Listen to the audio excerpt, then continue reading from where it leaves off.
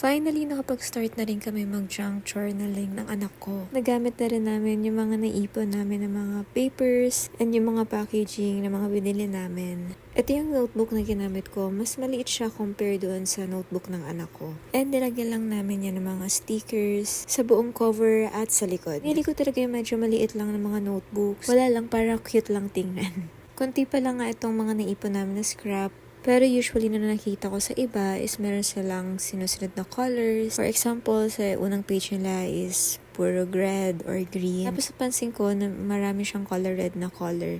Kaya yun yung una kong ginawa. Medyo nahirapan lang ako mag-isip ng design kasi ganun pala kapag maliit lang yung notebook na ginagamit mo. Parang konti lang yung malagay. Kasi syempre yung space limited lang. Pero syempre hindi naman kailangan maging perfectionist dito. Diba? Kung ano lang yung nafe-feel mo na ilagay or kahit magkapatong-patong pa sila, it's okay. And yung reason ko naman kung bakit gusto ko to gawin, para bonding na rin namin ng anak ko. And at the same time, nagko-collect kami ng mga remembrance from sa mga place na puntahan namin or kinain namin. Tulad niyang nilalagay ko is from Bonchon yan. Ayan yung nakalagay sa sizzling plate nila. Nakaka-enjoy siya gawin. At merong times na may makita kaming mga kalat dito sa bahay na pwede namin gamitin pang dagdag design. So, imbis itapon, nagagamit pa namin siya. Kahit yung mga simple papel lang or brochure, mga old magazines, old newspapers. At ito na yung mga nagawa namin. Color red yung theme ko sa first page. Ayan, ang cute. And ito naman yung sa anak ko. And ito naman yung sa anak ko. Sa kanya naman is random colors. Dahil yun daw yung gusto niya. So, dahil Beanie fan siya, nakuha namin yan sa isang packaging. Basta ng isang product nila.